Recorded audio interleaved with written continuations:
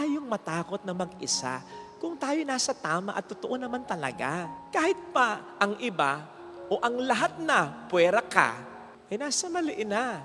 Kapag tayo talagang nasa tama, tayo nasa totoo, panalo tayo sa mata ng Diyos. Kahit talong-talo tayo sa mata ng mundo. May kasabihan, power corrupts. And absolute power corrupts absolutely. Ang nakasisira daw ay kapangyarihan. At mas malaking kapangyarihan, mas malaking kasiraan. While this may be true with others, sa others o sa iba, iba naman. Sa iba, yung tao sira na talaga. Mas lumulutang lang ang kanyang kasiraan dahil nagkaroon siya ng kapangyarihan.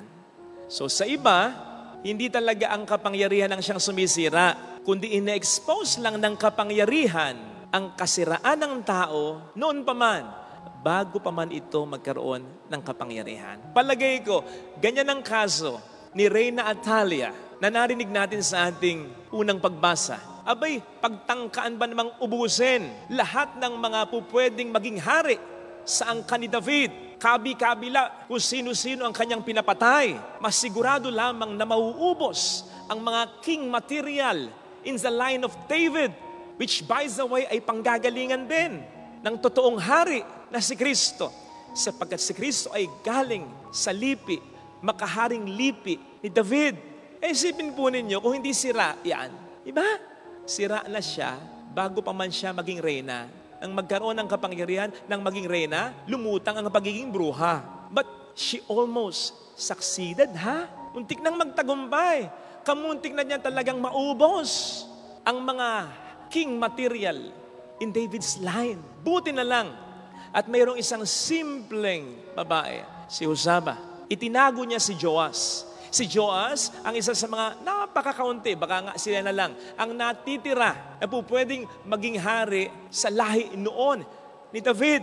And so, she hid him in the temple for 6 years while Queen Atalia reigned. So habang namamayagpag si Atalia, nakatago naman ang isang magiging hari na po pwedeng kumalaban sa reyna. Sipin po ninyo yun. Imagine, yung pakiramdam ni Reyna Atalia, wala nang sagabal, ako na. Wala nang makapipigil sa akin. Yung akala niya nagtagumpay na siya, pero hindi pala. Sapagkat may natitira pa pala.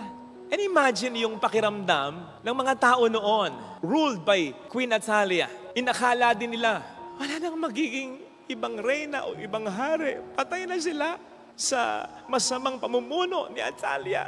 Dadami na ang lahi ni Atalia. Puro na lamang si Atalia at ang magiging mga anak na. Isipin po ninyo, yun ang pakiramdam ng mga tao noon. Pero ang hindi nila alam, may ginagawa palang paraan ng Panginoon. Na habang ang akala ng halos lahat, ang kadiliman ay tuluyan ng namamayagpag, meron palang aandap-andap na liwanag na pagsisimulan ng pag-asa. Ganun lang talaga. Kaya noon pa man hanggang ngayon, may batayan yung kasabihan, hindi kailanman magtatagumpay ang kasamaan sa kabutihan, ang kasinungalingan sa katotohanan, sapagkat no one can defeat, can outsmart God. Lalong-lalo na kung merong kahit isa lang, kahit simpleng tao pa, tulad ni Josaba, nagagawa pa rin ng tama talaga. Pasensya na kayo kung isisingit ko pa rin yung tungkol sa diborsyo. Ano? Kasi katungkulan namin ipahayag ito. Sabi nga po ni Bishop Dennis Villarojo, ito ang pinakamahalaga na paksain na dapat ay nagsasalita, nakikialam talaga tayo. Kasi ito ay tungkol sa napakahalaga sa pamilya na sinisira noon pa man ng Diablo sa pamamagitan ni Atalia. Hindi lang ang pamilya ng tao, kundi ang pamilyang panggagalingan din ng ating Panginoong Hesukristo. Imagine that. Now, sabi nga rin po ni Bishop Dennis, sakali mang maging batas talaga ang diborsyo, tandaan nyo, panalo pa rin tayo. Kasi tumutol tayo. Kapag hindi tayo nagsalita at tumutol, talo tayo. Kahit pa hindi maging batas ang diborsyo. Pero kahit maging batas at kahit majority, sabihin na nating lahat na ng mga Pilipino ay pabor sa diborsyo. Basta may nagsasalita pa rin at tumututol pa rin kahit papaano. Kahit isa nga lang tagumpay pa rin ang kasagraduhan ng kasal sa mundong ito. Tagumpay pa rin ang kabutihan sa mundong ito. Tagumpay pa rin ang katotohanan sa mundong ito. Isipin po ninyo ang ating Panginoong Jesucristo. Sa mata ng napakarami, namatay siyang talunan. Kahit sa mata ng kanyang mga alagad, kaya nga siya iniwan.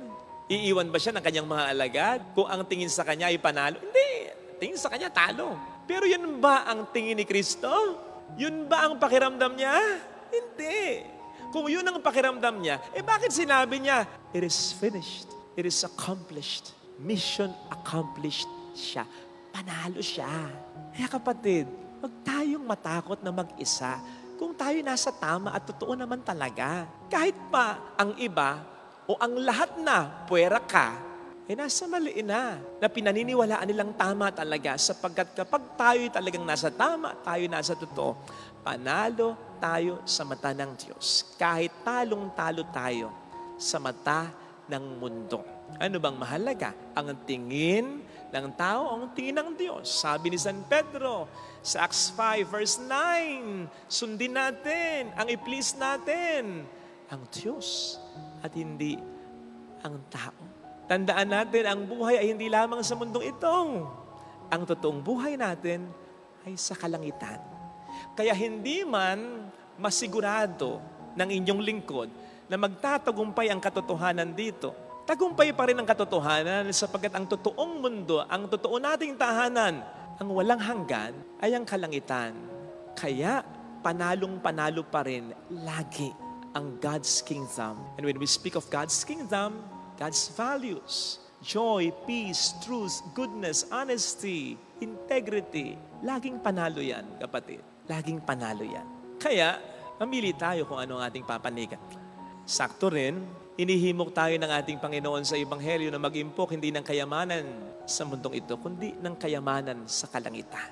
Bagay na ginawa ni San Luis Gonzaga na tinalikdan ang kanyang kayamanan upang makapaglingkod sa mga nangangailangan, lalong-lalo na sa mga may sakit o karamdaman, na siya namang ding naging dahilan upang mahawa siya, nagkasakit siya, namatay din naman. O sige nga, napakayaman yan.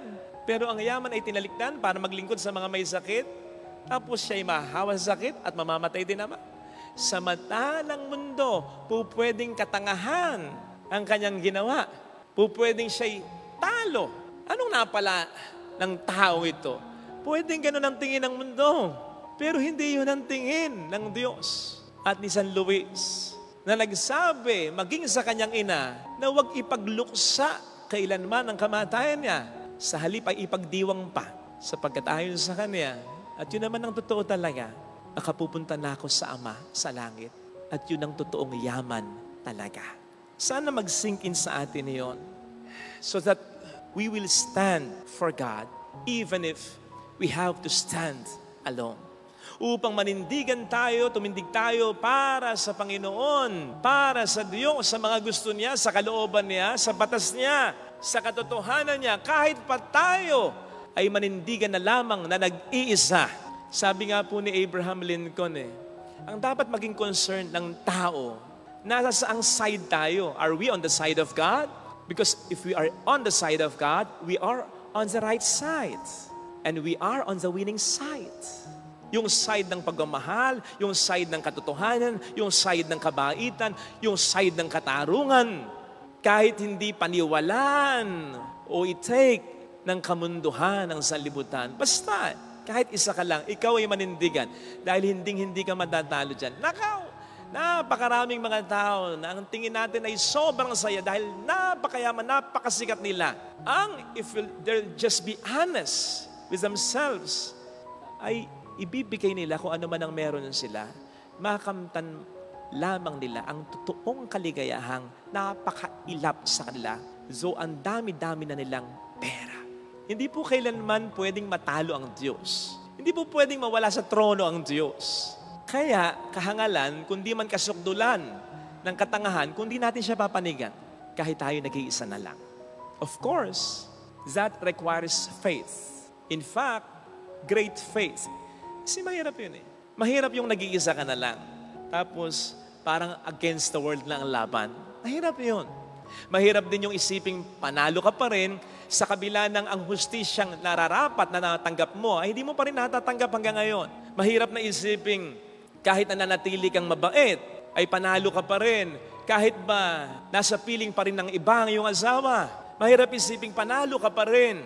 Kahit na hindi pa rin nagsosorry sa iyo mga taong gumawa sa iyo ng hindi maganda.